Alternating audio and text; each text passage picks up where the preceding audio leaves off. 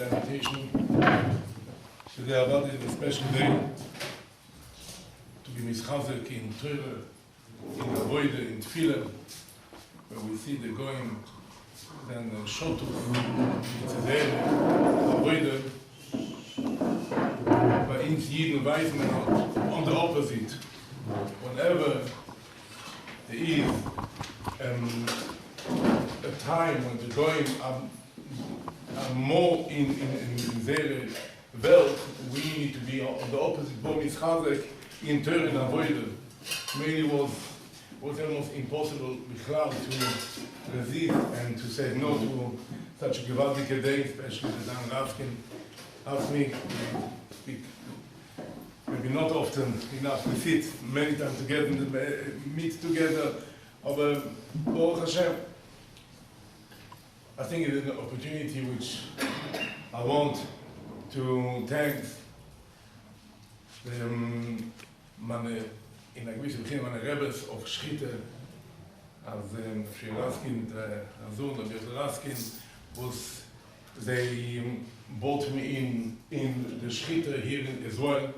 For many years I tried to concentrate more on the various different, more in the production and the bakeries and certain other areas. The last few years, Baruch Hashem, ich habe solche gewinnt, sie werden mehr niskarev. And to make the opportunity for me to do shkoyach for all the killers. It's not always easy. Somebody completely stranger, as much as I was involved in the cultures, but the meat was a completely separate, different entity. I'm sure they heard already from Rabbi as well. Various topic on Shkita, but Kuponim for me was a gewaldig opportunity. I don't think we can start even talking about any kosher subject without mentioning Moedike Israelshus HaNefesh, which Ganz Klal Yisrael had less than 8 days ago, the freedom of Rubashkin in America. We say the Achdus from Klal Yisrael, wherever it was in the world, a split second. Again, Zungi was the Bechinas, Ve'ito Achisheno. The second with his Givon, the news around the world, I don't think it took more than a few minutes, and the whole world was in azar, joy, and everybody was for himself, shouting and yelling, Baruch Matir Asurim, a gewaltige Nes. We know that Vashkin, his involvement in, it was not just an involvement in supplying of meat supply for the Kehillah. I had once an opportunity to speak to him, mamish almost by the end, before they closed the abattoir, when I started a little bit looking around a bit in the meat industry, and his focus was to be able to supply kosher meat for every Yid which possible around the world, wherever, who wants, and never ever. I spoke to him on various kosher certain things which I wanted, and he was here to introduce, to implement always, to increase the standard of kashrus. So we made it. I think everyone is moidu. Mispalel war der Geschwoch, der helfen, ich should come back with all his koiches and weiter mamshich sein. All the avodas HaKodesh previously, which he done, and weiter, and now his work. Ben das Hashem Yisborach. I just want to touch on maybe one or two topics. In a gewisse Beginne, es ist schnell in Wien, ist nabu, boi so echod. I was asked which topic to talk about. I said, well, you choose whatever topic. So I think a man told me, I told him, you know what, maybe we'll talk about it. Tuna, oil. Apparently, it was something which the oil wanted to hear. So I'm going to try to share with you certain experience and the production of tuna. The tuna fish himself, it's well known that it is a big, wide family of tuna. There are very various names. Rashi himself brings out a few times Shabbos in Beitze that a fish which comes out of a certain sea has no same taste when it comes to a different sea. And I should explain the Michoel tuna which come out in Spain have a certain taste, and when it would come out from a different type of sea, it will have a different taste. And the reason is very simple. The water, the condition of the weather, the salt content in the water, the warmness of the water change the taste and the structure of the fish. And this is one of the reasons that people are asking, why are we making the fish? When we make tuna fish, we go all the way to the Far East. Obviously, it's an opportunity for me, various times when I go to meet Rabbi Kenter, Rabbi William Pinchas, I'm sure that many people know him. And, of course, I think the first time I met him in Thailand, I think, we met Taki together, so many years ago.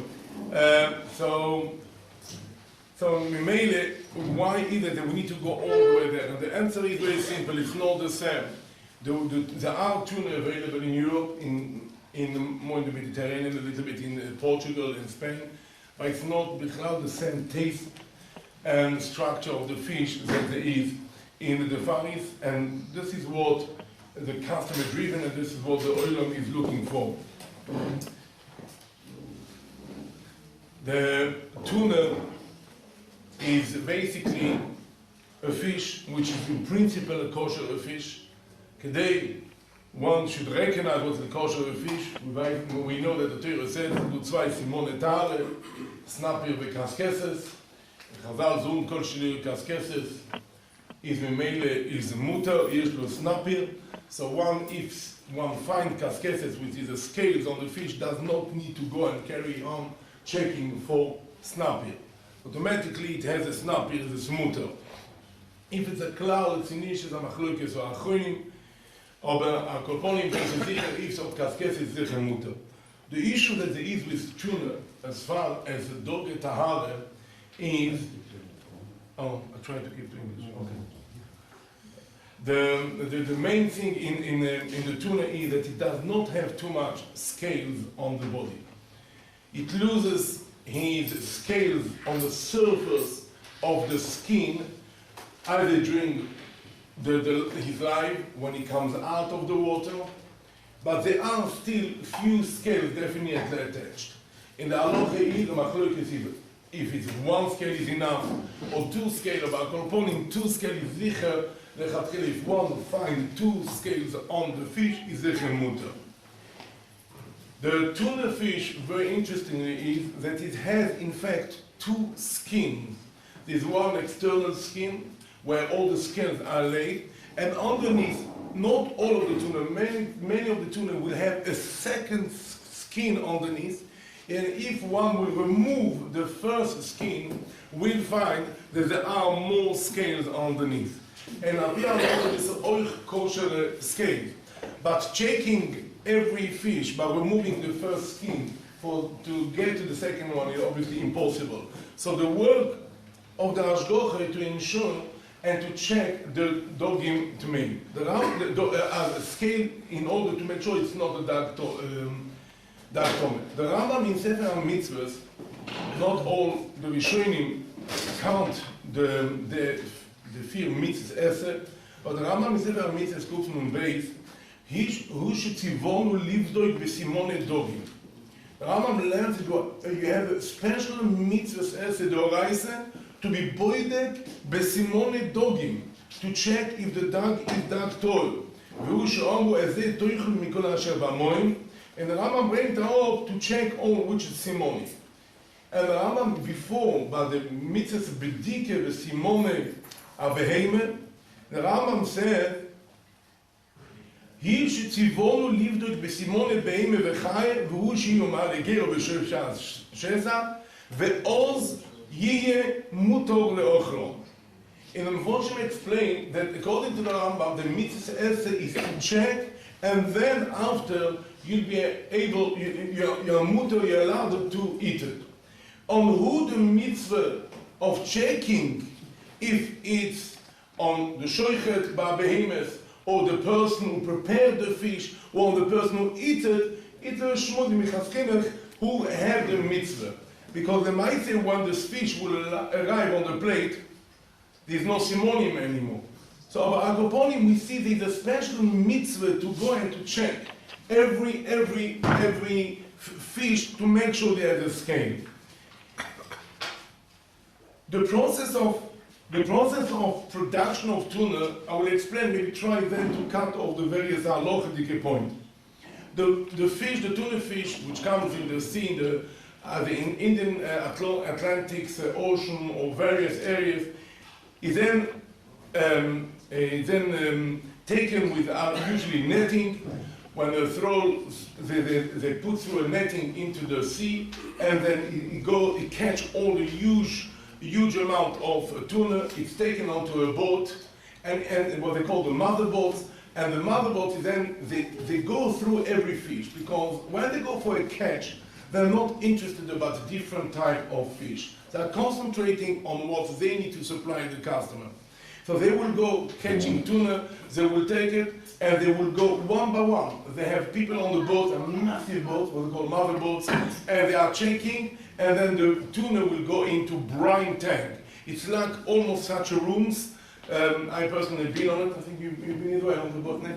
And almost such a room where you put the fish, the tuna in it, you add sea water into it, add some salt to keep it cold and freezing, and then once you start filling room after room in what they call in the belly of the boat, and it's full, the mother boat don't go back to shore. It can stay there for 6 months in middle of the sea. There is a small transit boat which will come and fetch the tuna from the mother boat, empty it up, pumping it through those big tanks onto the smaller boat, and this is when it's offloaded in the factories, which usually the factory are on the sea fronts or even inland, where they are then transported with the lorry. Are the fish alive in the fish are already dead. Once you catch it, you bring it on top onto the boat. They are usually checking the type of fish. They go down to the brine tank. They died completely. They're completely dead at the time. And then they are taken into the to the factory. Now, in the factory, they usually put in containers of about a ton, about 600-700 pieces, depending on the size.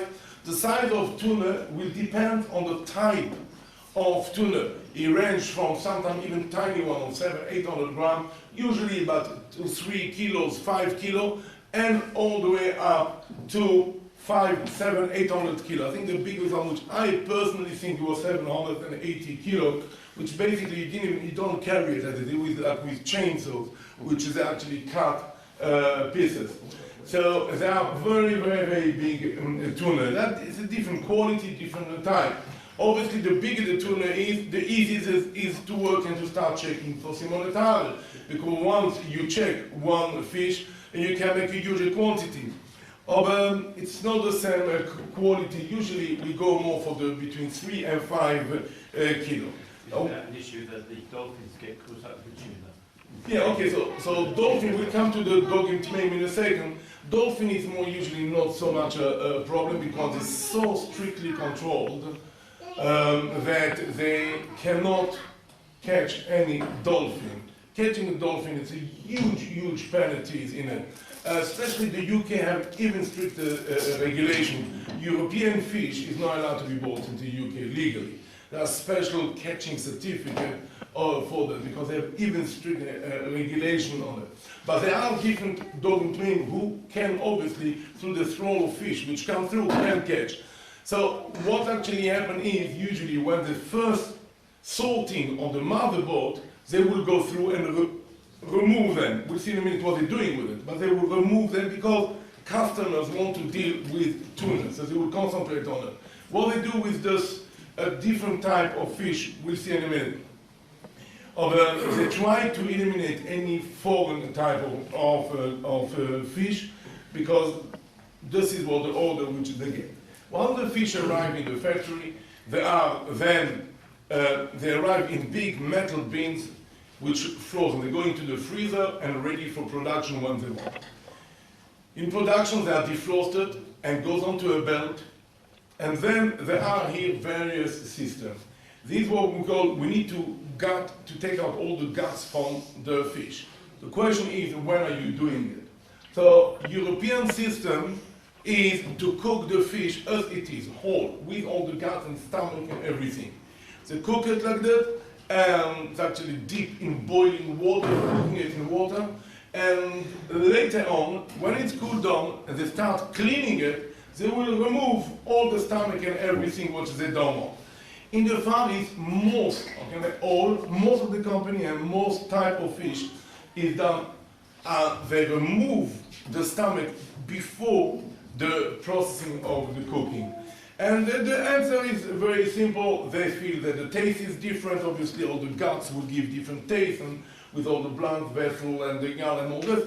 This is the most of the process which is done there. For us, nafkamina is removing leaving the stomach in the fish can cause a shiur if there were a dag tome in b'me'ei hadag, if you have a big fish, so then you have a shiur of blias isser. Now obviously it will depend how big, if it's sholem, if it's not sholem, if it's gehakt, not gehakt. So, but Explain. it's A baby fish inside, and you have a fish swallowed in the fish. That's correct. So if you have a tuna which swallowed a duck tome, and then you cook it together. So once you cook it, you are cooking the duck tome in it as well. And then you have a blias from the duck tome to the duck toil. So maybe you have the mice is like cooking a sheretz into a pot. So you have the same issue. So then it all depends if the small little duck toil which been swallowed, been eaten by the duck toil, if it's whole or if it's ready cut, if it's digested. If it's digested, it becomes like a part of the food of the body. It doesn't have this halacha. But if it's a whole, you have obviously a shiur. You need to make sure is it shishim, is it not shishim, and so on. So you come to a lot of complication. This is the reason why we always insist to remove all the guts out. And I remember making a production. We done once a production in Spain and also in Dakar. Dakar is in Africa. It was Senegal. That's correct.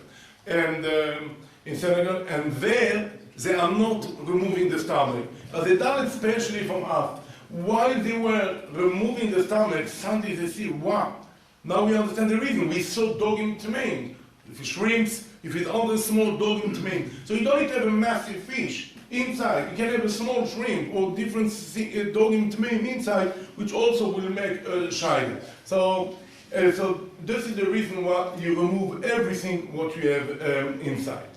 Once this is done, you put it on trays, and it goes to what we call the pre-cookers. Pre-cookers are basically big chambers which can contain few trolleys, which every trolley can have, let's say, 10 shelves of fish. Every shelf can have between 6, 10, 12, depending on the size. And you push them inside, you close like a big pressure cooker, and you put it on with steam, and the steam cook the fish for approximately an hour until the fish is completely cooked. This is what they call a pre-cooker, because it's cooked, it's fully cooked, ready, edible and everything. But because it's a second cooking later on, that's what they call the pre-cooker. And later on we'll see there is what they call the retort, which is the final cooking. At this stage, the fish is completely edible.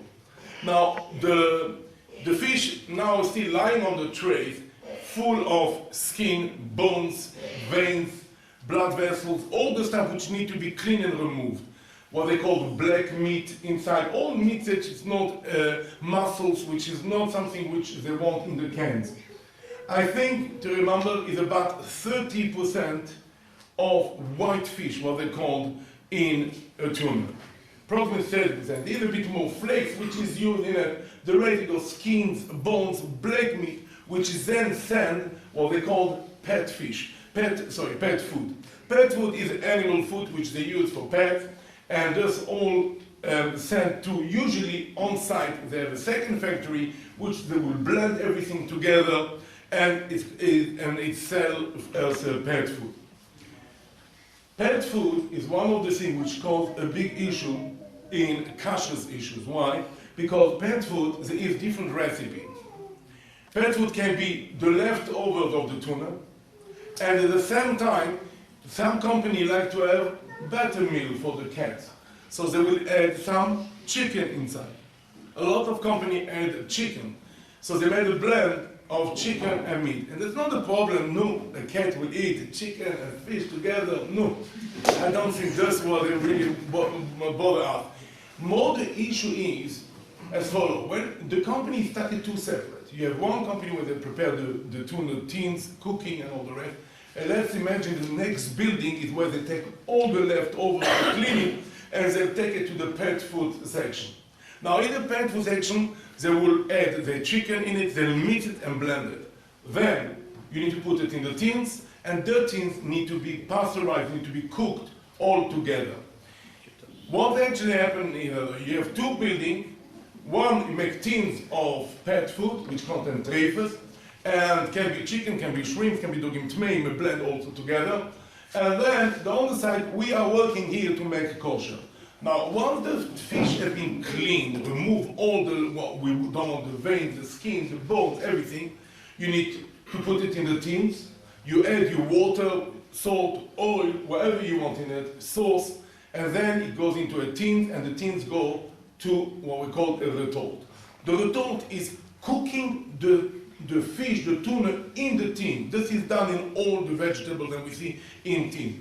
And this is a pasteurization system in order to kill all bacteria which possibly, and then this is what gives the shelf life of the finished product and can live for 2, 3, 5 years depending on the type of product. And also at the same time, it finally cooked the finished touch of the product. Although the fish is ready to eat beforehand. So as visual ready, this has been finished, it's been already done. But it's a finalizing the product. Now, how do you cook in the retort?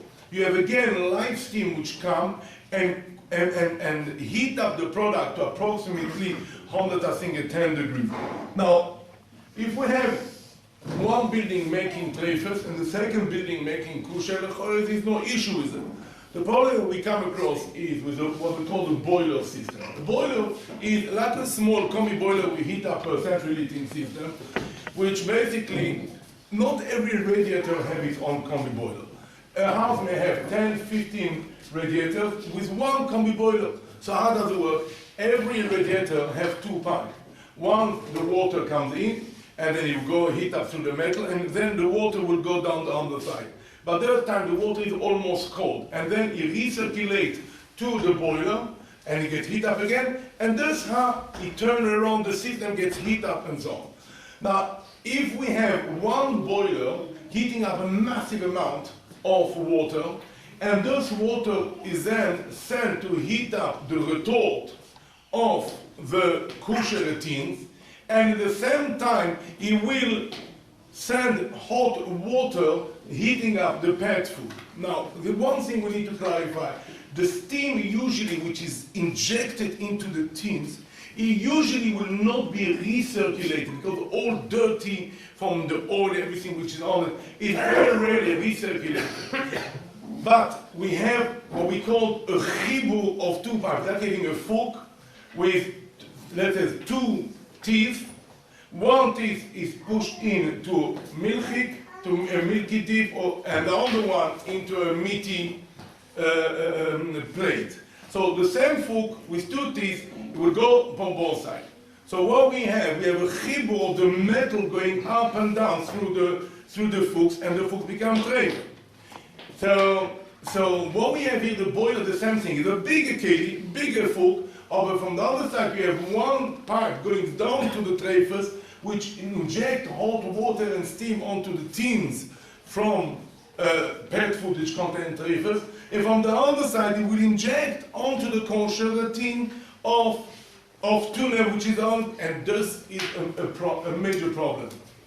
And so we made it such a company, we would not allow to do a production in such a company.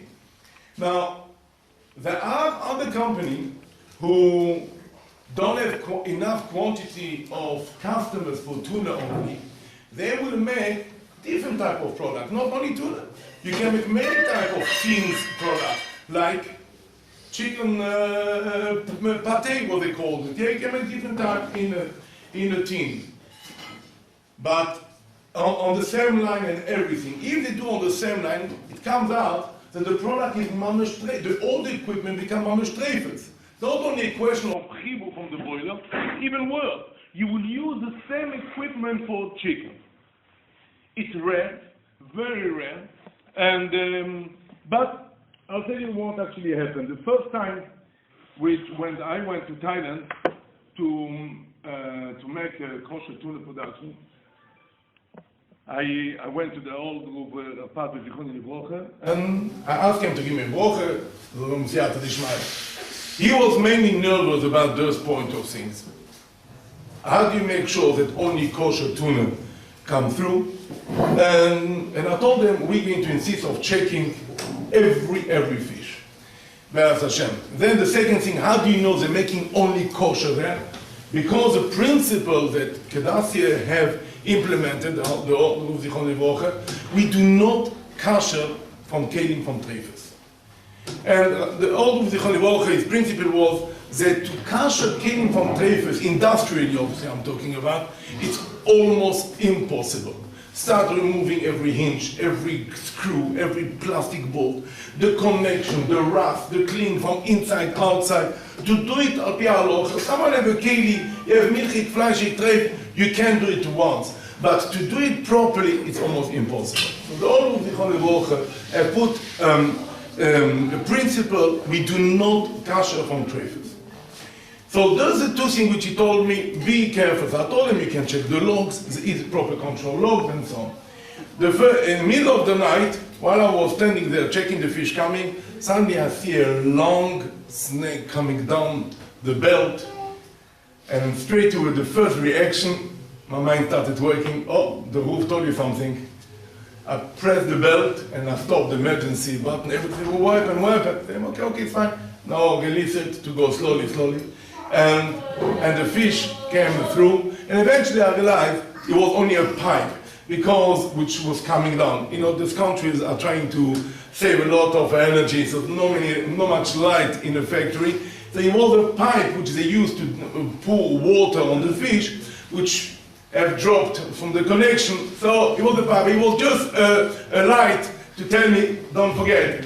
You know, so this was at the time. But later on, many years later, I went to check another factory for tuna, and I went through the whole factory, and I was not satisfied. I felt there's something wrong here.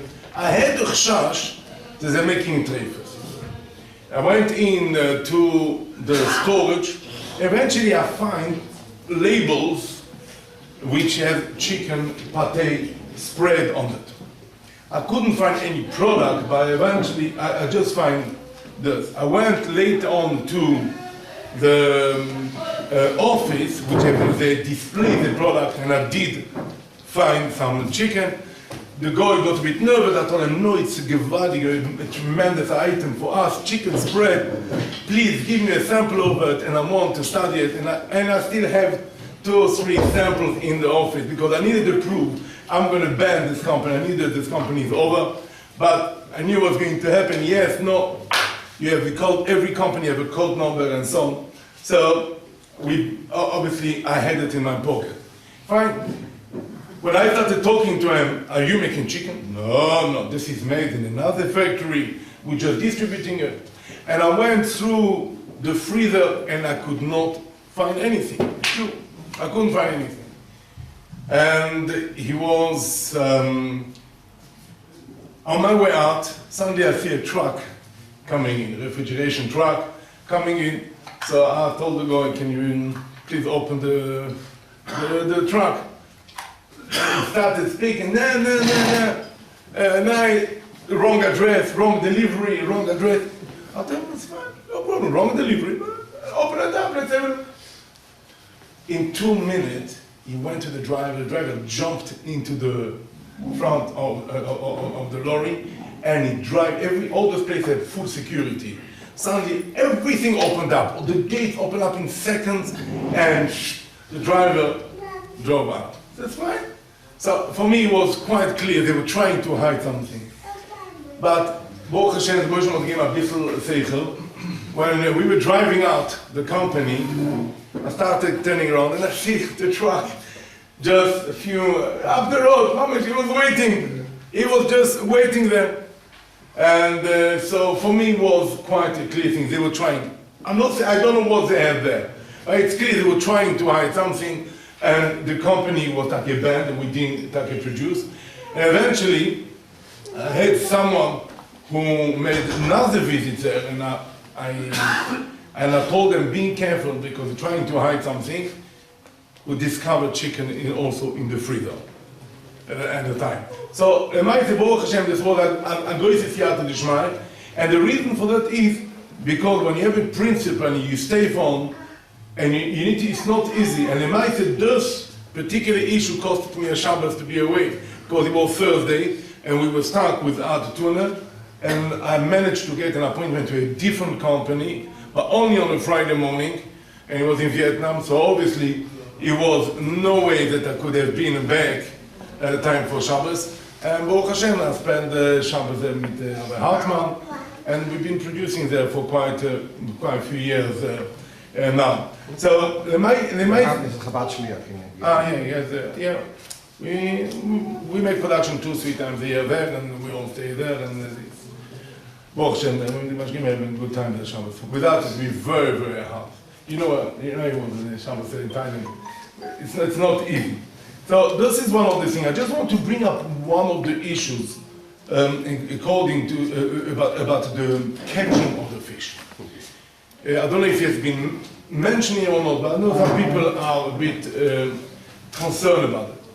The other halacha that if you have in a tank dogim tohorim, dogim tmeim, tzir dogim tmeim is according to Mishnah Rov, Rishonim and Poskim is the oraisa. Tzir dogim, the fish juice? The fish juice, yeah, which is brine, which comes out through salt, and you mix of dogim tmeim, obviously, yeah. Dogim tmeim, so you put two dogim toirim and dogim tmeim together, they touch together, there's no issue. But if the tzir, the juice comes out of it, obviously someone want to eat this tzir, this juice, and this is also, and you're not allowed to eat it. Now the problem what happens is, when you catch the fish, you obviously catch some dogim tmeim as well, very little, because fish tend to swim in what they call in shoal together. So, but still they're going to have some few other type of ship will come in. Now, the time when you arrive on the boat, they will have people making sure that only tuna, mackerel, hake, whatever they go for, will go into the tanks. Because this is what they're going to embark, give back to the companies, and the company want to have this type of fish. But obviously they have different type of fish. There are certain fish who have no value in a sense for the captain and such a thing. What we call is a certain gray market. The gray market is there are certain valuable fish which are rare, which comes through this type of, in the sea they come up. So the captain is, well, this is the bonuses which they make out of it.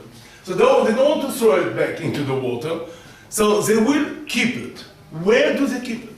So either they're going to have their own cooling box, fridge or such a thing to keep it, but if they're out for a long time, they'll have a problem with it. So it can either have a freezer, and then when the small barge coming, they will give it, and that's how they're handling it, or they will put it back in the brine tank with all the tuna. So let's imagine you got such a room, you got 10 tons of dogim tmeim, and he would put, now if he's going to start just putting a couple of fish in it, go fishing. 10 tons of what?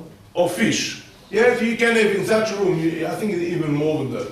But let's say you have a massive room full of tuna, and then he's going to get 5, 10 different type of fish, put it inside, he will never get it out. Yes, so what do? They put in a small net. They put the net in it with a string, so whenever they need, they just pick it up. When they go to merchant, they sell their own. So here we have a problem. We have a problem that you go to Taruvas of dogim toirim and dogim tmeim. So the answer to that is, the amount of dogim tmeim kedei to be oiser such a chamber, you need to have 60 connectors. Yeah, even if let's say he was a dogim tmeim. Now, if you are not, you don't need to be choishes. That you are not need to be choishes. There's a bin dogim tmeim and tzir dogim tmeim together with arubas. But even if you had, kedei to be oiser the dogim toilim, you need to have 60 connectors. Now, we can imagine, I think that I've written down somewhere the calculation exactly of amount of fish which goes into every brine pan. We're talking tenths of ton in every cubicle. Couple of fish will not harm anything, but far more than shishim. The issue which comes out is let's try to calculate. So we have a big tank now in the motherboard, and we have a barge. It's a small boat which comes to empty out the fish. So we can imagine you have a bag of dogim tmeim hanging, and we are from the other side emptying out the kosher, the tuna. Eventually, you'll be left with, let's say, 5 kilo, and here, boom, you have a problem because those 5 kilo you don't have a shishim. This is a concern which, if I may say, if I may say, who asked me the questions? Rav Londo Schlitter to me gefragt the Kosher, he's very particular in Tuna, and I had a long discussion about it, and this was his big concern. So what I explained is that I've been personally on boats quite a few times, in a mother boat, in a small barge, and the fact is that seal is obviously only when you got the water in it. In order to empty out the fish, the tuna, you need to start draining the water. Yeah? To have two dogim toilim and dogim tmeim together is no issue. It's no problem. You wash it and get it as long as you don't have anything on it. The problem is that seal become kovush together. So what's happening is they're starting draining, removing the seawater, and this is how they're taking out the fish. Now, by the time you come to the last approximately third of the bottom, you drain completely the whole rest of the tank, everything gets drained out, and this is how do you take out the tuna? You don't go fishing one by one. It's like a vacuum system, a pump who vacuums the fish. So they don't want to start vacuuming the amount of water. They drain it, and this is how they take out the fish. So then you will never come to the shiur, because at the time, the last third, almost the same, maybe a bit less, all the water is completely drained out. Even if you have still hanging the non-kosher fish, it will be by far more than shishim. Now usually, the non-kosher netting is only on top. Yeah, because they're not going to drop it all to the bottom, because if they want to take it out, they're going to be really a pain. They start going through all the fish. So it's usually a small netting which hang up. So the first time the water is long gone and you have all shishim. So this is why you don't need a choyer to be choishes. I know if I don't make a mistake, Rav Londo didn't make production of tuna, I think in Ecuador, if I don't make a mistake, but he used a different system, what they call not the netting, the line catching, that's it. You remember one by one, which is done, I think, a bit in Morocco, they do a little bit like that, in Ecuador, done it, but... I just answer that, if you can see where the dogim tmeim are, is it still bottled with shishim, even like at the beginning? In the you can see, you can identify the dogim tmeim. It's still counted, it's still bottled. Yeah, if you have shishim in the tank, you have shishim.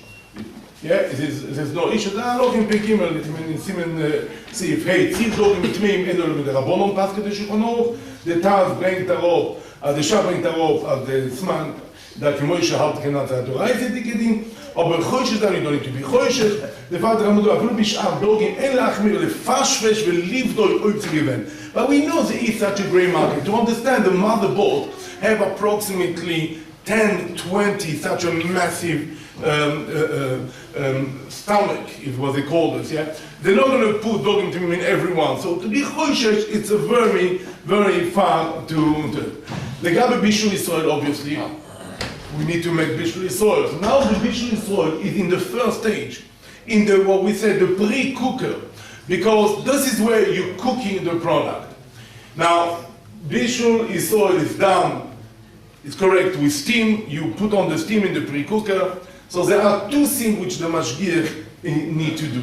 First of all, you need to put on the boiler, because the boiler is what's the fire which eventually will cook the water, and this water is poured onto the fish. So the mashgiach will come, make sure you got clean water, start with put on the boiler. Use kosher from the previous cooking. So the mindset, this is one thing, like I said, we don't use any company, we have any software chashash who will make. From the previous cooking. So now, so the boiler we're going to start now. Before every production, it takes approximately 6 hours of koshering from bishul akum. The do machlokes in shchonot. If you need to kasher from bishul akum, it's nicht. The mindset, the halacha mefitzach zicher to kasher from bishul akum, even in companies. Mimele, you need to start kashering.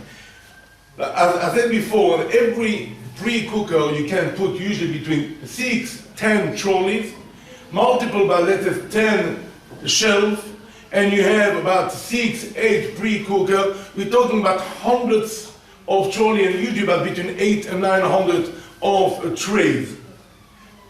All this need to be kosher before you start bringing in your fish. It takes approximately 6 hours of work. The problem is that fish, when you cook it, the skin and the oily will get still attached to the tray. So you need to clean it with special caustic tanks, which will remove all the rust and all the stickiness on it. And later on is when you're going to put it into the pre-cooker. So how do you kosher it? The koshering system goes, you put all the trolley and the trays into the pre-cooker, you spray them with water, you put on the pre-cooker with steam, you leave it till you reach 110 degrees approximately, then all the water condensed onto the, and immediately you come to a proper ag order. And that's what you do for the... So you kosher with steam, not with water? When the condensed, everything is closed. So first of all, you spray with water. So everything is wet. So you don't want to rely just koshering with steam, because koshering with steam is a machlokes. So what we do is, we first of all spray with water, so all the equipment are wet, and the steam will then boil all the water which is on the surface of the pre-cooker, on the trays, trolleys, will automatically cook. And then we made it, in principle, you have here a koshering with mamash, with the water with on it. Mustn't forget that even when you go to close pre-cooker, the steam will condense and create its own wetness and dampness, but maybe this is not enough, so that's why we pour completely water all around. And this is why it's done also later on. We kosher the tank of the oil and the water. Today they eat something which they call protein. It was especially in America.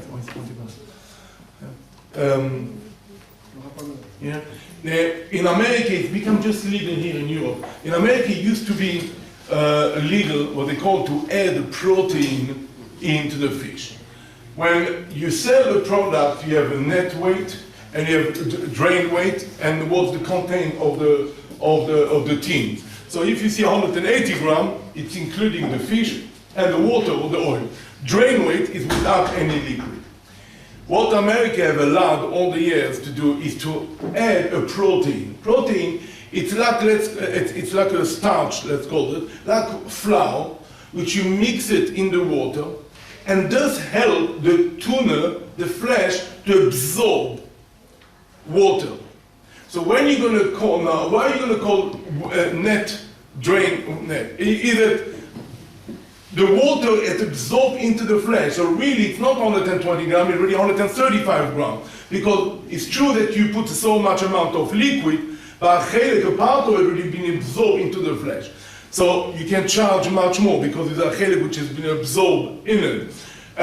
In Europe was illegal, and we know the scandal which happened, maybe the Olam does know, in the schnitzel industry in Holland, that it was a company which have injected a special protein into the flesh to charge more, because it become part of the flesh, it grew, and you have much more weight in it. It was illegal. Recently, the legislation have changed in Europe and in England as well, about 2 years ago, that there are certain protein which one is allowed to use. You're not allowed to use any fish protein. Yeah, you know, even dairy protein so far in the fish industry is illegal. This may change, which may cause quite a big of a problem. Pea protein, for example, this type of thing, which help the drain, the amount of water to be absorbed in the flesh, is allowed to be used. So in the tuna, I mean, there are maybe other things which we need to. What problem halacha does this protein bring? So two things. First of all, the protein can be from treifas. There are fish proteins not used so much for the tuna for the European market, but definitely for other countries is allowed. So we need to control that the company don't use any treifed protein, because otherwise they make treifed the kelim. It can be dairy protein. Yeah, any milk have protein in it, so this will cause me also a problem. And chometz. One of the problems is the chometz, because a lot of protein come from wheat starch, which is also chometz. Then you have a problem cashing the kelim from chometz. Although we can be making, like I said before, spraying the trays and all this to cash the kelim, this is all good for bishul akum. For treifas or chometz, you need to cash the kelim mamash 100%, but dipping in water, which is basically impossible. Basically impossible. So, mainly, if the company will use chometz protein, this is something which we would definitely cause a major problem. What's the issue with chometz? I mean, they need to have tuna Pesach. because of Pesach. What? Tuna doesn't need to become for Pesach. Doesn't need to, but Baruch Hashem, there are plenty oilam who does want to have tuna for Pesach. I mean, you do need to catch it for the.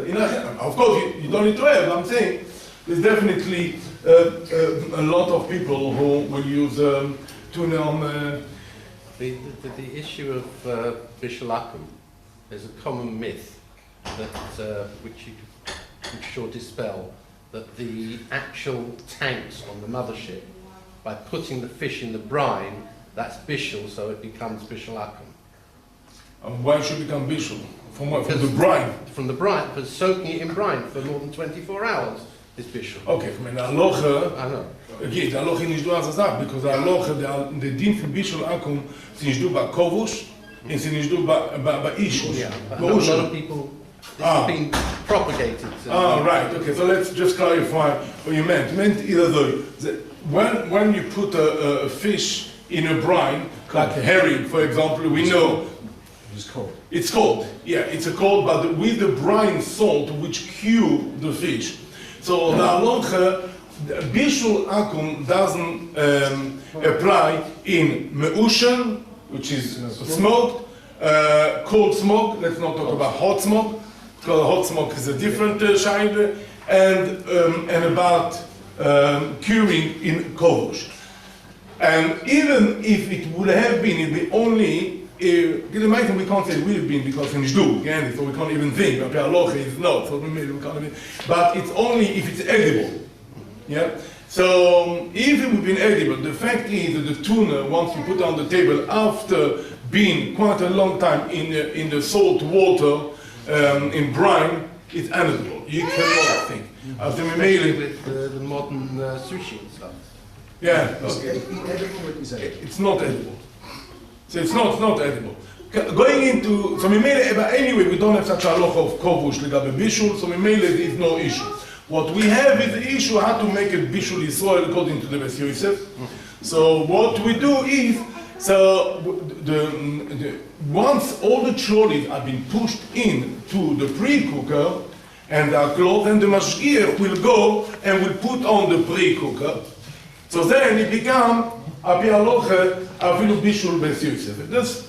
Because the yid api By halacha. putting on the cooker? Is it- That's Yosef. Yeah, if you put a food on the gas which is switched And he off. puts it. Yeah. So the goy can put the trolley. There's no issue with that, as long as the yid come after them. If the yid would have done the opposite, would put on the fire and the goy then put the pot on it, then according to Beis Yosef it says bishul akum. But here we do the opposite. The goyim push the trolleys, there's no cooking at the time, you close it, and then the heat goes and switch on the fire, it becomes even according to the series of visually solid. And because there are some demand for that as well, so I mean, this is the reason why we done it as well. There's one thing I want to just finish off the thing, because the tuna is what we call bosor shenisal min oil. The tuna, once you finish cleaning it, you have no simony. After being cooked, you clean, you remove the skin, the bones, you leave with the loins of the tuna, the piece of the tuna. There's no simony. The companies work 24 hours. Yeah, in the morning you cook, you check it, but then you pack it. So you need to make sure to have a heat on site to make sure don't bring anything from outside, because this is mamash, as we are in bosor shenisal min oil, you have things here which is left over with no simony. One is Michoel to ensure that you have a heat who make sure that nothing else will come out. And this is an issue which does happen. Many companies will tend to buy cheaper loins from a different company when they don't have enough, and they want to bring in inside to use it for their facility. So this is one of the issues that, as a mashgichim point of view, need to make sure to be on site and that nothing else will come in. Sorry about putting in. I can't suppose, the mashgiach, does he check every single fish for scales? Yeah. Where does he check? Where does he check? So the time when he checks is Where? when we're in the fish, or No, which on the stage? ship, on the ship. No. It's just before it goes into the pre-cooker. So there are two different, depending on the type of company. Some company, when you got the fish coming down to be gutted, you have people like we call a conveyor belt. You have workers on both sides. This is the way you used to do in Thailand, you remember? You have the workers alongside. They gut it and they put it on to the conveyor belt. End of the conveyor belt, your worker put it on the trays. So the mashgiach will stand by the end of the conveyor belt, and you can check every fish we got. This is one system. The other places, they prefer not to interfere in the conveyor belt, because sometimes if you've got quite a few coming to it, you need to stop the line. So before the trolleys are pushed into the pre-cooker, they all lay nicely onto the trolleys and to the shelf. The goy will come, will take out trays by trays, and the mashgiach will stand and check one by one, every fish before. So there are two different types, depending on the company, how it works, depending on the length of the belt, how fast they go. This is the two stages, just before they go into a pre-cooker. If you're going to check on the motherboard, you don't know what, even if you're going to seal it, it doesn't work. You don't know what they're going to come, you're going to start controlling the whole factories. And before you just enter the pre-cooker, from there on, you need to make sure there's no other fish in the factory. Yeah, because there's incubation room, there are cleaning room. Before we start, we need to make sure the whole place, they're only working for the kosher. You can't, if you start having couple of pre-cooker for you, couple of them is not going to work. You're going to have a mess. So sometime when we know that the company needs for their own product, we have a much harder work. We need to make sure that everything is produced as kosher, and then you take whatever you want. So it does happen as well. You make a lot of strength on the mashgichim, because they know I need to check enough for us. Yeah, what do I need to check? We know where it's going to go. Oh, but from the other side, you have no choice, because you can't start having mix and match. Then you're going to start to have a major problem. So this is what the place where the fish is checked. Sorry, second. In the second cooking, when it's in the tin. In the tin. Yes. Is the tin already sealed when it's cooked? Yes. The water, brine, oil, everything is ready in the tin. But it's still a problem with this whole thing, the two things. Of course, because the heating system will come through. The heating system is irrelevant if it's already cooked, if it's already edible or not. Yeah, you still have a problem. Yeah. And you're more saying the taste will come through into the blias, that's why you call the blias issue. If it's treifah steam, then it's going to get into the... Well, yeah, if you go to treifah steam, then you're cooking it, you go to blias from the treifah. I will tell you something very interesting, I need to finish with it, is like that.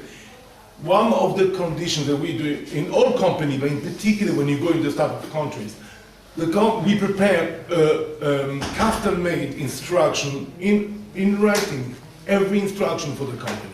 the company need to stamp it and sign it that they accept the condition. And if there is anything, yeah, they will need to come back to us if they're not happy. And B'Shat production, Mashgichim have a copy of it.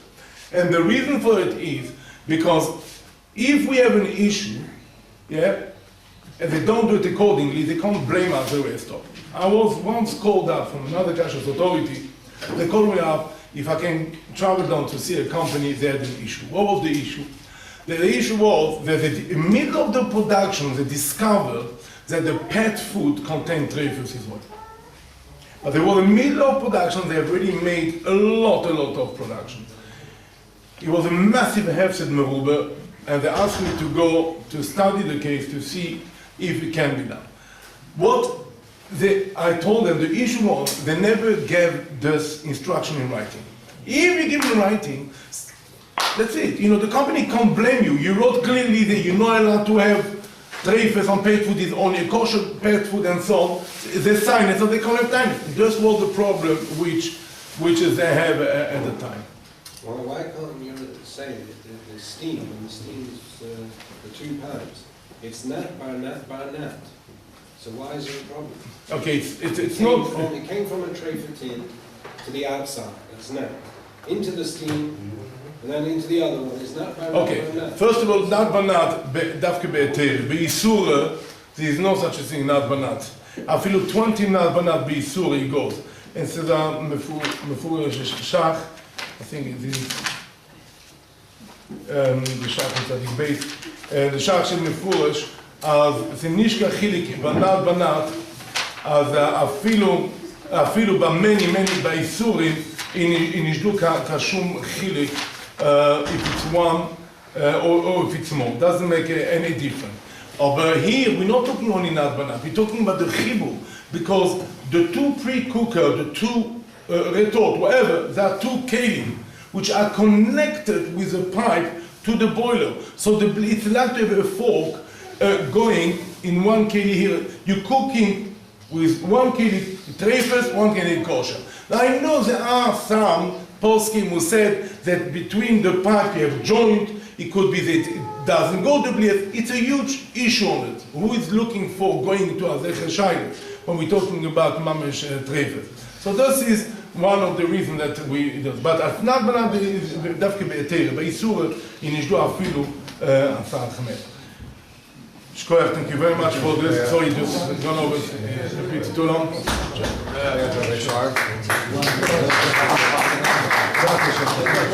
didn't come up with that.